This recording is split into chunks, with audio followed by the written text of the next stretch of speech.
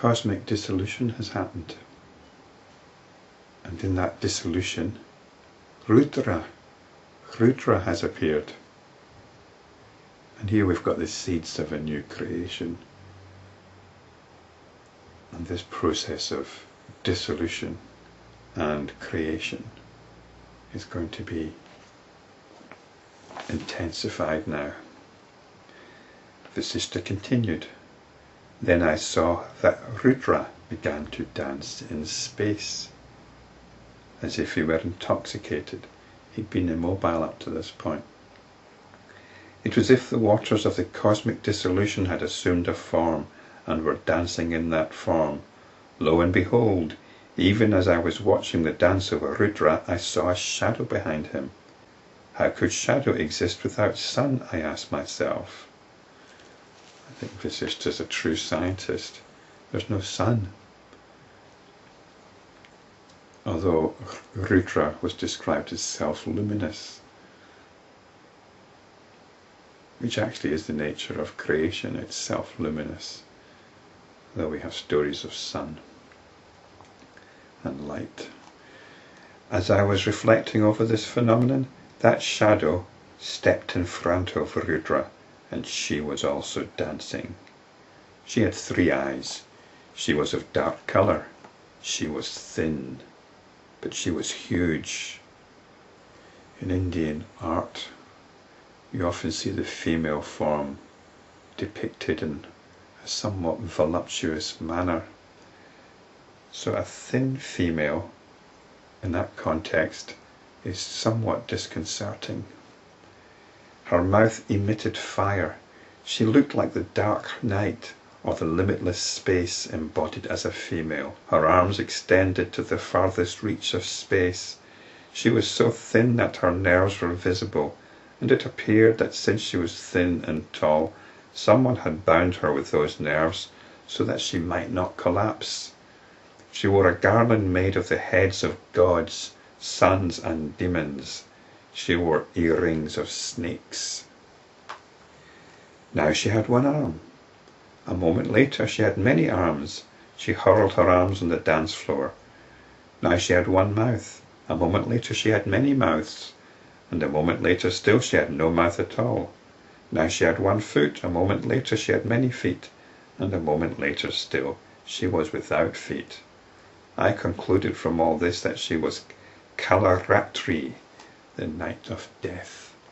Holy men call her Kali or Bhagavati. She had 3 eyes which were pits of fire. She had high cheekbones and a chin. She had a necklace of stars strung on air. With her mighty arms which had sparkling and radiant nails, she filled the directions. Her breathing was so powerful that the biggest mountain could be blown away by it. Her body seemed to swell enormously when she was dancing. While I was witnessing this dance, she playfully strung the mountains into a garland for herself. The 3 worlds became mirrors in the 3 parts of her body. That's the upper, middle and lower parts. Cities, forests, mountains, etc. became so many flowers for the garland she wore around her body. In her limbs were cities and towns, the seasons, the 3 worlds, the months and the day and night. Dharma and Adharma became her earrings. The Vedas were her breasts, filled with the milk of the highest knowledge. She held many different weapons in her hands. The 14 types of beings, like the gods and all the rest of them, were hairs on her body. All these beings with their cities and villages were dancing with her, delighted at the thought of being born again. The entire universe was in constant motion because she was dancing. From another point of view, of course, they were firmly established in her. The whole universe was reflected on her body, as if in a mirror.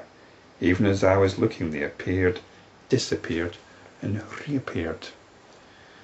So, this is Kalaratri, or Kali. She's the act of creation and dissolution. Rudra could be understood as the principle and Kali as the process. So the whole universe, or many universes, are in her form. They're all her adornments and parts of her body, and she's dancing and playing with them. Vasistha continued. What was that dance? The stellar firmament was revolving. The mountains were revolving, and the gods and the demons were also revolving like mosquitoes. The revolving firmament looked like her flowing garment. It was delightful to watch the very big trees, the Kalaratri, which were but hairs on her body, revolve while she danced. They were ascending and descending between heaven and earth, as it were. The sun and the moon, the day and the night, were reflected on her fingernails, as it were, when she danced. The big mountains like the Himalayas, the Meru, etc., were also dancing with delight. It looked as though another cosmic dissolution was about to take place. The goddess wore the sacred thread made of 3 strands, which were all kinds of prosperity, perfect knowledge, and sacrifice. Though it appeared that everything was revolving, nothing really happened. The air that flowed in and out of her nostrils was making great sounds. Goom! Goom! On account of the movement of the countless arms of the goddess, the air in the entire space was being churned. By merely watching all this, even my eyes, and mine too, began to get fatigued and confused. When the mirrors of her body were agitated by the dancing, then the mountains began to fall, the gods and celestials began to fall, and their palaces to collapse. In her body all the immovable objects became movable. Still more astonishing, oceans danced on mountain peaks, and the mountain was dancing in empty space.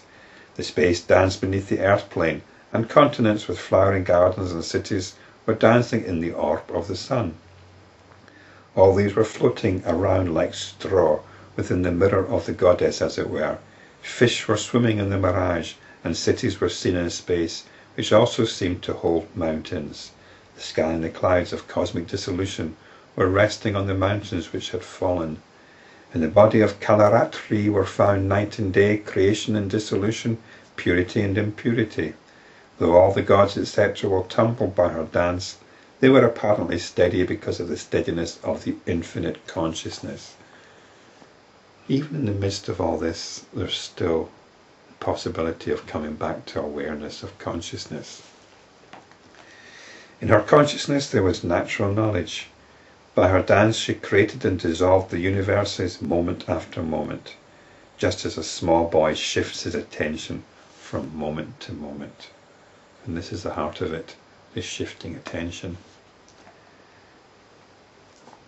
Now she is near, now she is far, now she is infinitesimal, and now she is cosmic.